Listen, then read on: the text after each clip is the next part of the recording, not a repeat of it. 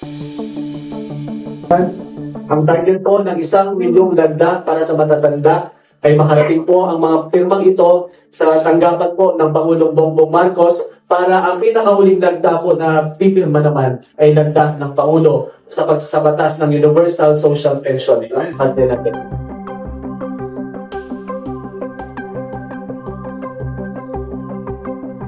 Ito po yung problema sa aming distrito na talagang marami po talagang lolo't lola natin ang hindi nakakatanggap ng pensyon. Kaya yun po yung naging inspirasyon ko na ipaglaban talaga itong Universal Social Pension. Pangunguna po ng ating chairperson, Congresswoman Mila Magsaysay.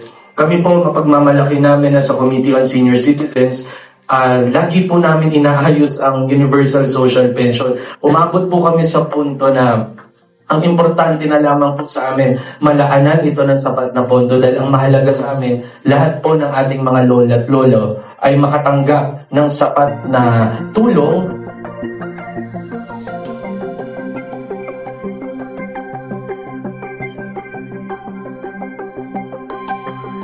Hi sa ating lahat.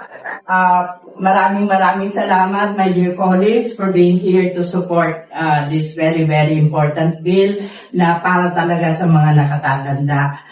Tulungan ninyo ako na mag-gather ng signatures, no? Para dito, in support for the universal pagsulungan po natin, my dear colleagues. Alam ko naman, gusto nyo ma-aprobahan ito, no?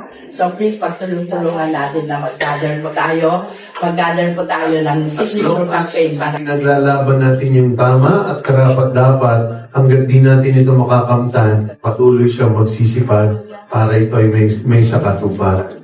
Today, I think is the most opportune time for government to finally carry out and enact this law.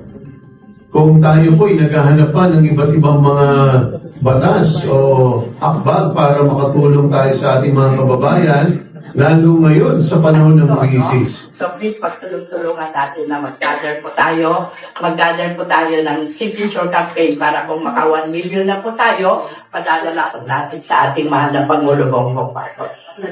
Maraming salamat sa inyo.